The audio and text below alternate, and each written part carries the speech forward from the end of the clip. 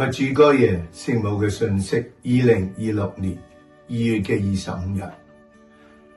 親愛嘅孩子們，喺呢個恩寵嘅時刻，我重新呼喚你哋，將你哋嘅生命奉獻俾天主，好讓佢藉住你哋個人嘅皈依，引領你哋走向復活。孩子們，天主就喺你哋身旁，垂聽你哋嘅祈禱，但你哋卻紛紛欲睡。因此，佢派遣我嚟喚醒你哋，使你哋如春天嘅花朵咁綻放住聖善嘅光輝。感謝你哋回應我嘅呼喚。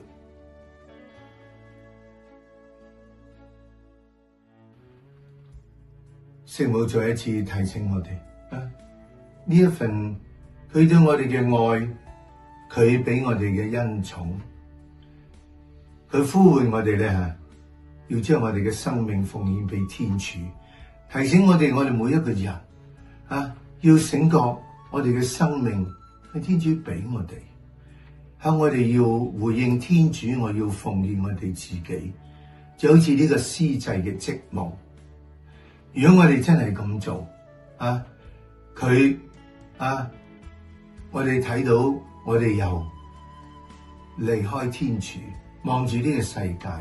轉向翻要以天主嘅靈性、天主嘅愛去睇呢個世界。我每日嘅生活都係為咗能夠同天主一齊，有呢一份嘅皈依咧，我哋自然係活喺天主之內，喺靈性之內。呢個就係我哋喺永生裏頭呢個復活咗嘅生命。聖母再提醒我哋，其實天主時時喺度等候我哋，不過我哋掛心好多嘅嘢，我哋對佢漠不關心，就好似